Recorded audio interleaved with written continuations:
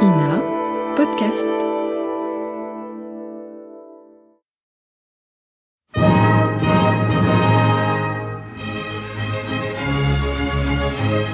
Bon baiser de partout. Une émission secrète de...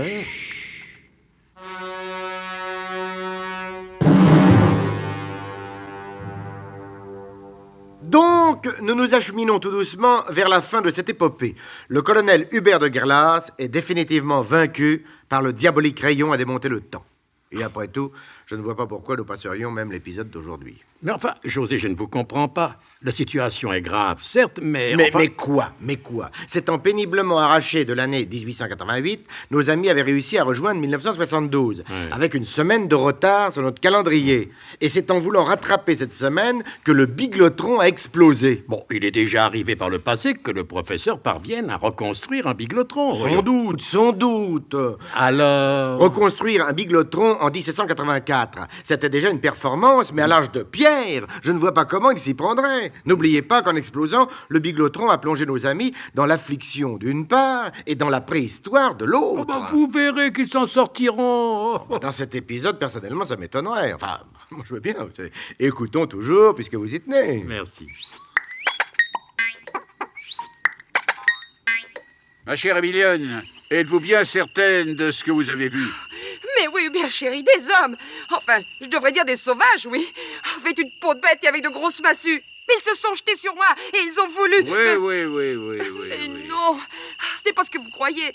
Ils ont voulu me tirer par les cheveux. Oh, mais je vous l'avais dit, Hubert. Avec cette petite, nous ne récolterons que des ennuis. Oh, mais ce n'est pas ma faute, moi, s'ils se sont véritablement jetés sur moi. Ah, on connaît vos manières d'aguicher les hommes. Des hommes, ça? Oh, des singes, oui. Oh, une fille comme vous, ça n'a peur de rien. Mesdemoiselles, je vous en prie. Et pas le moment de vider vos querelles personnelles. Professeur. Ah, vous voulez que je m'occupe de ces dames, colonel? Non, je voudrais simplement que vous répondiez à une question. Ah, c'est beaucoup moins drôle, mais ça ne fait rien. Allez-y. Bon, et bien voilà. Se peut-il qu'en explosant, le biglotron nous ait plongé plusieurs siècles, plusieurs millénaires en arrière? Mais c'est ce que j'ai tenté de vous expliquer au moment où j'inversais les circuits du biglotron. Je ne vous ai pas caché le risque. Vous m'avez ordonné de le prendre. Eh bien, nous l'avons pris. Et nous avons perdu. Ouais. Et en quelle année sommes-nous? Oh, je n'en ai pas la moindre idée. Et je ne suis pas le seul. Les plus éminents préhistoriens passent au plus clair de leur temps à se disputer entre eux sur les dates. Alors ne me demandez pas des précisions à moi. En attendant de prendre une décision... Quelle décision, mon colonel? La décision qui s'impose naturellement.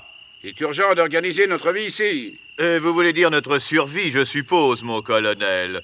Est-ce qu'on vivait vraiment à l'époque des cavernes? Quand vous dites n'importe quoi, Burnham, il vous arrive de faire, malgré vous, des remarques intéressantes. Je parlais en général, mon colonel. Et moi, je vous réponds en colonel, chef du SDUC. Si nous voulons vivre ou survivre, il nous faut trouver une caverne. Une taverne? On trouvera jamais une taverne dans un coin pareil. J'ai pas remarqué le moins de bistrot à l'horizon. Oh, tu nous l'es? Oh, hein? Bon, non. Caverne, pas taverne. Je crois que le mieux est de ne pas nous séparer. Nous sommes déjà égarés dans le temps. Si nous égarons dans l'espace, alors en colonne par un derrière moi. Mon colonel. Bon, qu'y a-t-il, tes frisses? Regardez ce que je viens de retrouver là, dans ce buisson. Mon tonneau de worm, du bon vieux worm de la Guadeloupe. Même que si j'en crois tout ce que vous avez raconté, il n'a jamais été aussi vieux, mon bon vieux worm. Ah, vous vous êtes moqué de moi que je suis venu à bord du biglotron avec mon tonneau. Eh bien, maintenant et à présent, c'est tout ce qui reste du biglotron. Mon beau vieux tonneau de bon vieux worm. Ne soyez pas si lyrique, tes frisses. Oh, je suis pas lyrique, comme vous dites, mon colonel. Je suis joyeux, un point, c'est tout. Lyrique ou joyeux, peu importe. Servez-nous une belle, bonne et copieuse rasade et ensuite nous verrons plus clair. Quelques rasades plus tard, ils n'y voyaient pas plus clair, mais assez cependant pour voir s'avancer vers eux un homme, vêtu de peau de bête et tenant à la main une forte massue.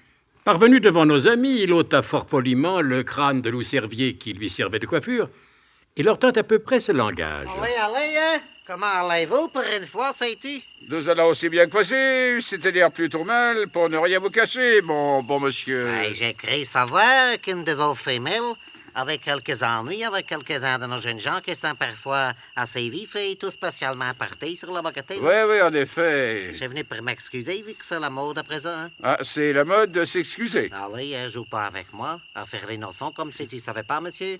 C'est l'air nouvelle, c'est le progrès, quoi. Et quel progrès, cher monsieur? Oh, dis donc, ce n'est pas parce qu'on n'est pas d'ici, qu'on est né loin d'ici, qu'on connaît pas la manière. Par Sainte-Gudule, je ne suis pas du pays, je suis né en Dertal. Mais je connais le nouveau code de la politesse et de savoir-vivre, hein. Qu'est-ce qu'il raconte? Tu nous l'es. Oh, hein? Bon. Vous savez qu'il faut vivre avec son temps, n'est-ce pas? De toute manière, on n'en a pas d'autres. Alors, je suis venu vous présenter toutes mes excuses, hein, à propos de ces jeunes gens. En vérité, ils sont plus vifs que machin. Je suis venu à leur place parce que nous les avons tués. À notre ère, et nous ne supportons plus la grossièreté. Ils avaient été fort grossiers, je crois. Fallait faire un exemple, sais-tu, hein? Nous n'avons jamais demandé la mort du pécheur. Oh non, ça c'est vrai. Ah, mais je devais dire que ces jeunes gens étaient la honte de la tribu. Alors, ils ont payé le leur de tribu. Ça rigolait, non? Ça fait pas rire, ça? C'est pas poli, ça, sais-tu? Si, nous rions, mais si. Mais quoi? On va pas en faire 3 caisses et 6 petits fûts, non? Ah, ben, je vous le demande pas non plus, sais-tu, mais je veux qu'on soit poli, hein? La technologie a fait des progrès immenses ces derniers temps, et nous sommes passés de l'ère de la pierre grossière et mal embouchée à l'ère de la pierre polie et bien élevée. Vachement bien élevée, même cette pierre polie, puisqu'on en a fait des dolmens, hein? Je ne savais pas qu'elle s'était depuis si longtemps dans le domaine public. Oui, alors, compte tenu des mœurs d'à présent, sais-tu, je viens vous demander, poliment, de nous prêter vos 2 femelles en vue d'une petite fête folklorique.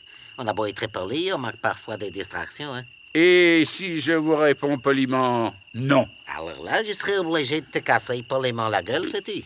Pardon, monsieur, d'intervenir dans votre discussion, Ouais. mais j'interviens très poliment, je vous le ferai remarquer. Oui. Vous êtes né en Dertal, moi je suis né en Guadeloupe. C'est pour dire que, comme qui dirait, nous deux on n'est pas d'ici, et c'est pourquoi je me permets, mais vachement poliment, cette familiarité, avant de continuer à discuter avec le colonel. Vous voulez pas goûter à cette boisson qui me vient directement de mes descendants? Je voulais dire de mes ancêtres. Ouais, quand on est poli, on ne refuse jamais un coup à boire. Ah, tenez, monsieur l'homme primitif né en Dertal.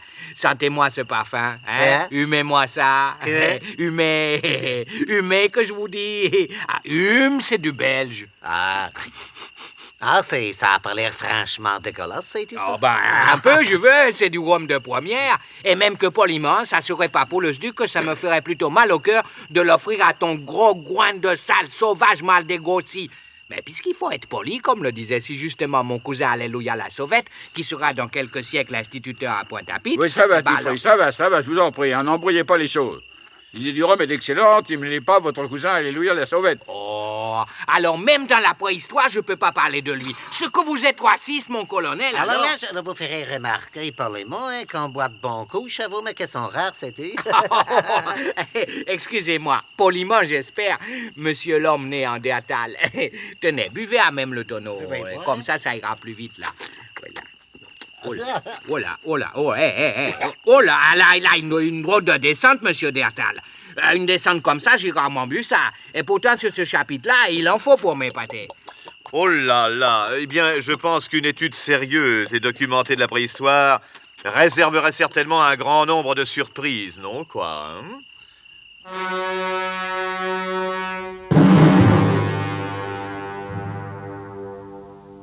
L'adjudant Marie-Rose Tifrist disposera-t-il d'une quantité suffisante de rhum pour neutraliser les instincts poliment belliqueux de cet homme appartenant à l'ère de la pierre polie? Je ne vois pas comment vous l'apprendriez autrement qu'en vous mettant à l'écoute des prochains épisodes de notre grand feuilleton de suspense et d'espionnage. Bon baiser du Néandertal. C'était Bon baiser de partout. Une émission secrète de... Pierre Dac et Louis Rognoni. Décryptage et mise en code, Jean-Wilfried Garret.